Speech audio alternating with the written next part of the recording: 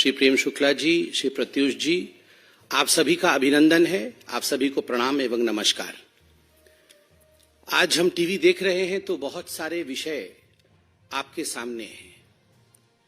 INDI alliance, जिसको माननीय प्रधानमंत्री जी ने बहुत ही उचित शब्दों में घमंडिया अलायंस कहा है। घमंडिया अलायंस के मार्च, घमंडिया अलायंस के प्रोटेस्ट देखने को मिल रहे हैं। जहां तक घमंडिया अलायंस का सवाल है, जहां तक इंडी अलायंस का सवाल है, उनको जोड़ने वाला जो फेविकॉल है वो दो है।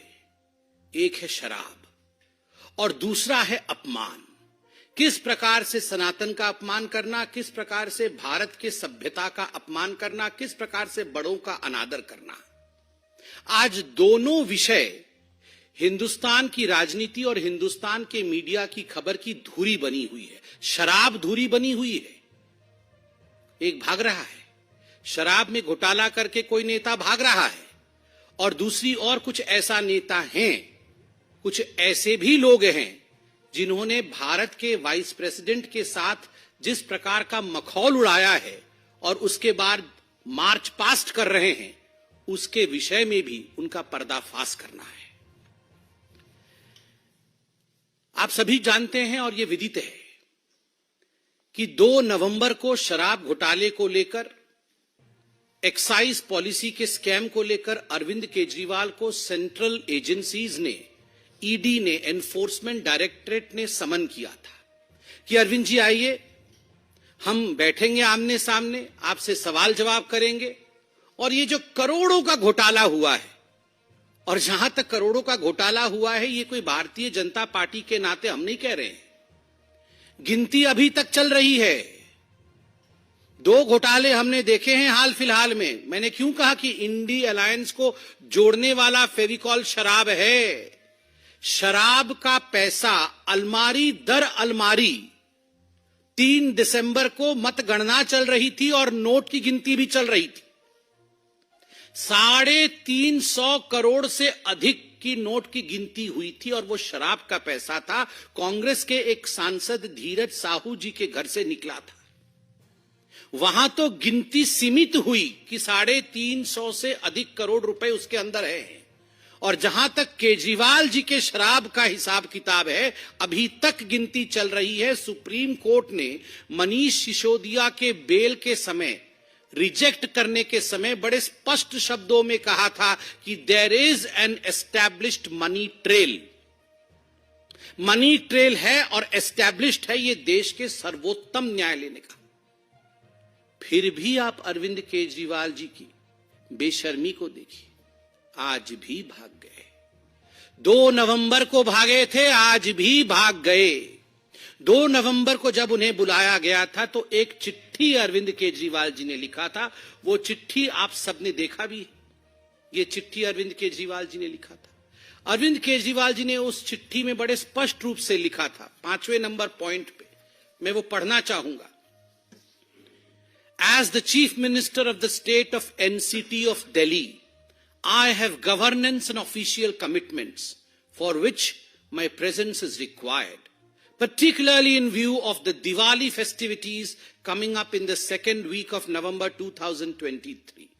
उनका कहना था, उनका मानना था कि चूंकि मैं एक पद पर हूं, मैं एक मुख्यमंत्री हूं, मेरी कुछ जिम्मेदारी है, मुझे वो जिम्मेदारी निभानी है और इस कारण से दिल्ली में रहना मेरे लिए अनिवार्य है। साथ में एक और पॉइंट भी लिखा था और मैं वो पॉइंट पढ़ूंगा नहीं, लंबा पॉइंट है, मगर उन्होंने कहा था कि मिजोरम, मध्य प्रदेश, छत्तीसगढ़, राजस्थान और तेलंगाना में चुनाव चल रहे हैं और मैं स्टार प्रचारक हूं, तो मुझे तुरंत जाके वहां पर आम आदमी पार्टी को जिताना है।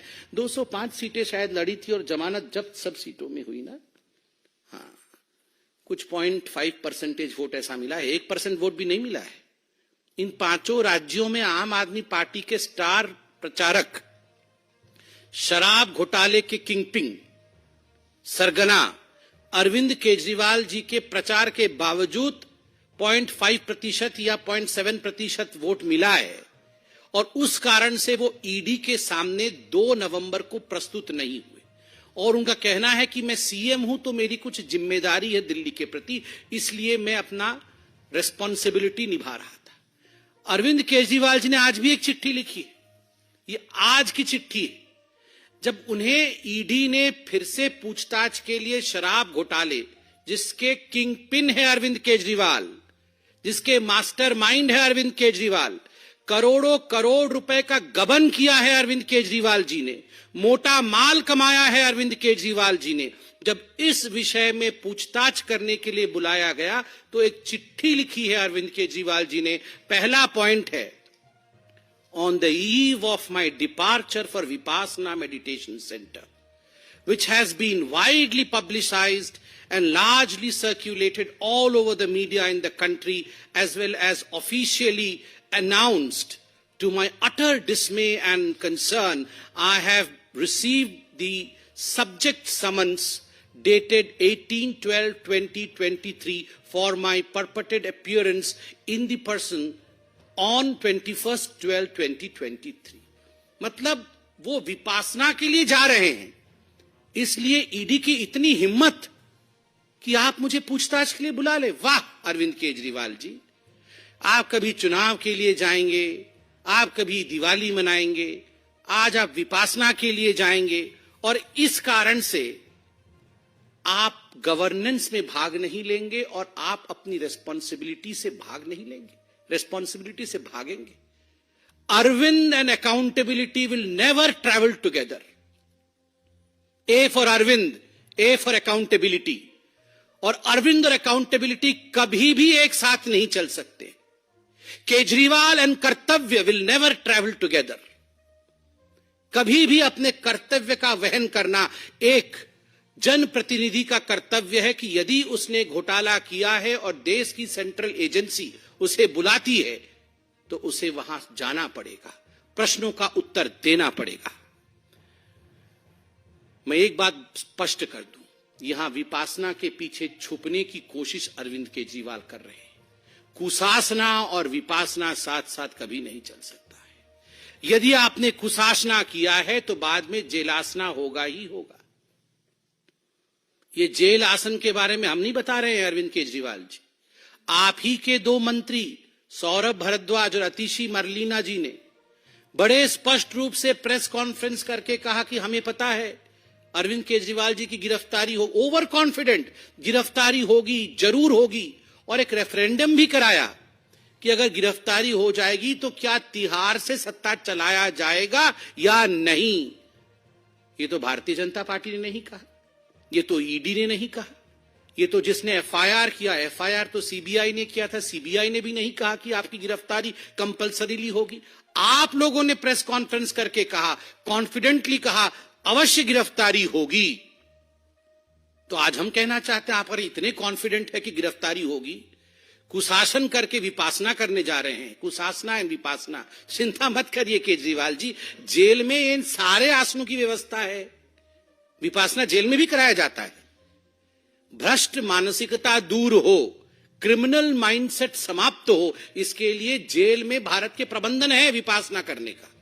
चूंकि आप कॉन्फिडेंट है कि आप जेल जाएंगे तो वहां भी विपासना कर सकते हैं, इसमें कोई कोताही नहीं बरती जाएगी। मैं बताता हूं क्यों वो ईडी के सामने नहीं जा रहे। मनीष सिसोदिया जी का तो आपने देखा ही है, क्योंकि अभी केजरीवाल जी को लग रहा है कि गियो तो गियो, मनीष तो गियो, सत्येंद्र जैन भी गियो, और तो और संजय जी भी गियो। सबसे इसलिए उपाय यही है कि भागियो भागियो भागियो, क्योंकि अगर वो भी जाएंगे तो गियो, कोई बच नहीं रहा है। आप सोच के देखिए अरविंद केजरीवाल जी के सामने मनीष सिसोदिया जी का क्या हश्र हुआ है। सूली पे लटकाया अरविंद केजरीवाल जी ने मनीष सिसोदिया जी के हस्ताक्षर करवा करके। वो जानते थे गड़बड़ घोटाला हो रहा है, उनको लग रहा था वो सीएम विदाउट अकाउंटेबिलिटी रहेंगे, उनके हस्ताक्षर कहीं करेंगे नहीं, तो मनीष सिसोदिया अकेले ही सूली पे लटकेंगे। सत्येंद्र जैन भी गियो, मनीष सिसोदिया भी गियो, संजय जी भी गियो। इसलिए ये भागियो, किसी भी कीमत पे मुझे भाग जाना है, मगर कब तक भागियो, कित्थे कित्थे भागियो, कहां कहां भागोगे, कितना होशियार बन के होशियारपुर भागोगे, कहीं भी भागोगे याद रखिए केजरीवाल जी, कानून के हाथ लंबे होते हैं। बहुत लंबे होते हैं। आपने घोटाले किए हैं, आपको पकड़ा जाएगा। मुझे बड़ा आश्चर्य होता है, ये केजरीवाल जी की जो चिट्ठी थी पिछली बारी वाली, उस समय तो हमारे पत्रकार बंधुओं ने भी बहुत ही शिद्दत से हमसे पूछा था कि नहीं नहीं, वो आज मध्य प्रदेश में जा रहे हैं, उनकी वहां रोड शो है, तो अच्छा परफॉर्मेंस करेंगे। नोटा से भी खोटा निकला है उनका परफॉर्मेंस, नोटा से भी खोटा वो परफॉर्मेंस रहा है पांचों राज्यों में आम आदमी पार्टी का। इसलिए ये बहाने देके भागने का काम अरविंद केजरीवाल और आम आदमी पार्टी छोड़ दे। सत्ता शराब इंडी अलायंस का मौसम खराब, सत्ता शराब इंडी अलायंस का मौसम खराब, तभी इधर उधर भाग रहे हैं आली जनाब। वो सब जानते हैं कि जो सत्ता की चाहत में शराब की घोटाला किया था उन्होंने, और जो इंडी अलायंस के सहारे सत्ता में प्रधानमंत्री बनने के सपने केजरीवाल जी देख रहे थे, अब वो सारा मौसम बिगड़ गया है। इस कारण से इधर उधर भाग रहे हैं। सत्ता शराब इंडी अलायंस का मौसम खराब, तभी इधर उधर भाग रहे हैं आली जनाब। ये तो था एक फेविकॉल का जोड़ शराब का और अरविंद केजरीवाल जी की भागने की कहानी। मगर बड़े दुख के साथ मुझे कहना पड़ रहा है कि जो अभी मार्च चल रहा है तथाकथित इंडी अलायंस के सदस्यों का, घमंडिया अलायंस के सदस्यों का, vice president of India Jagdeep Dhankhar ji के साथ जिस प्रकार का व्यवहार किया गया है, जिस प्रकार से सार्वजनिक रूप से एक संवैधानिक उच्च पद पर प्रतिष्ठित व्यक्ति का अभद्रामी पूर्वक अपमान किया गया है, this is not just a political issue. ये केवल एक राजनीतिक विषय नहीं है। भारत जैसे देश में यह एक संवेदनशील इशू है, इमोशनल इशू भी है। मेरे पिताजी भी उम्रदराज है। आज मैं अपने पिताजी को देखता हूं तो कभी कभी मुझे भी लगता है कि थोड़े से वो भी झुक गए, कंधा उनका झुक गया है। क्या कोई बेटा अपने पिताजी के झुके कंधों का मजाक उड़ा सकता है? क्या भारत ने कभी यह सिखाया है? आप सब अपने गिरेबान में झांक के अपने माता पिता को देखिए। किसी के पिता 60 साल के हैं, किसी के पिता 70 साल के हैं। हो सकता है रीढ़ की हड्डी थोड़ी झुक गई हो सकता है कंधे थोड़े झुक गए हो सकता है वो थोड़े बीमार हो, मगर क्या हम अपने माता पिता का मजाक बना सकते हैं? संसद की उन सीढ़ियों पर, वो मंदिर की सीढ़ियां हैं, वो हिंदुस्तान की सभ्यता की सीढ़ियां हैं, उन सीढ़ियों में उकेरा गया है हिंदुस्तान की कहानी। उन सीढ़ियों पर कोई आम व्यक्ति नहीं, उन सीढ़ियों पर जनता द्वारा चुने गए संविधानिक पदों पर बैठे हुए सांसदों द्वारा जब वाइस प्रेसिडेंट ऑफ इंडिया के साथ, भारत के उपराष्ट्रपति के साथ बॉडी शेमिंग किया जाता है, तो याद रखिए ये केवल वाइस प्रेसिडेंट ऑफ इंडिया, उपराष्ट्रपति भारत की बॉडी शेमिंग नहीं हो रही है, उन तमाम बुजुर्गों की बॉडी शेमिंग हो रही है जो हम अपने घरों में देखते हैं। और एक बात मैं स्पष्ट रूप से बता दूं और कान खोल के सुन ले, जाटों के कंधों का मखौल उड़ाना मना है। हिम्मत किसकी है जो जाटों के कंधों का मखौल उड़ाए? ये फौलाद के कंधे हैं जाटों के। जब जब मां भारती की आवश्यकता रही है, जब जब मां भारती की सुरक्षा की आवश्यकता रही है, हमारे जाट भाइयों ने फौलाद के कंधों के साथ सीना तान करके हिंदुस्तान के लिए वो खड़े रहे हैं। इसलिए आगाह करते हैं, जाटों के कंधों का मजाक कोई ना उड़ाए। ये कंधे मां भारती के कंधे हैं और जाटों की रीढ़ की हड्डी कभी झुक नहीं सकती। ये वो रीढ़ की हड्डी है जो हम सबको एक करके खड़ा करती है। इसलिए जाटों की रीढ़ की हड्डी झुक गई है, इसकी मिमिक्री करने की कोशिश करना यह अपमानजनक है, आपत्तिजनक है, दुखद है। यह राष्ट्रीय शौर्य के साथ खिलवाड़ है। किसको छोड़ा है इस कांग्रेस पार्टी ने? किसको छोड़ा है इन इंडी अलायंस वालों ने? कितने उच्च विचार की साधारण परिवार से, आदिवासी परिवार से हमें प्रेसिडेंट ऑफ इंडिया मिली है, भारत की राष्ट्रपति। भारत के राष्ट्रपति के रंग को लेकर मखौल उड़ाना, भारत की राष्ट्रपति को राष्ट्रपत्नी कहना, क्या चल रहा है? आपको जनता वोट नहीं देगी, आपको जनता हराएगी, आप अपना फ्रस्ट्रेशन राष्ट्रपति और उपराष्ट्रपति पर निकालेंगे, इस प्रकार की भाषा का प्रयोग करेंगे। मैं आज पूछना चाहता हूं भूपेंद्र हुड्डा जी से हरियाणा में, मैं आज पूछना चाहता हूं रणदीप सिंह सुरजेवाला जी से, खड़े होकर कहिए, खड़े होकर कहिए आप, क्या जाटों के कंधे झुक सकते हैं? जो लोग जाटों के कंधों का मजाक बनाएंगे, क्या उन्हें बख्शना चाहिए? डेमोक्रेटिक रूप से क्या उन्हें बख्शना चाहिए, या हमें लोकतांत्रिक रूप से इन लोगों को जवाब देना चाहिए जिन लोगों ने एक समुदाय विशेष के साथ मजाक बनाया है? यह प्रश्न बहुत गंभीर है। ममता बनर्जी जी ने भी, कल मैं उनकी बाइट को देख रहा था, उन्होंने भी कहा Rahul Gandhi is the one who is responsible. Rahul Gandhi जिस प्रकार से उन्होंने व्यवहार किया है, केवल रिकॉर्डिंग नहीं की है, वो केवल एक म्यूट स्पेक्टेटर और केवल फोन पे रिकॉर्ड कर रहे थे, ऐसा नहीं है। उन्होंने इंटरैक्ट भी किया है और कहा भी है उंगली उठाकर कि I am a Lok Sabha member. It was a theatrics which was planned.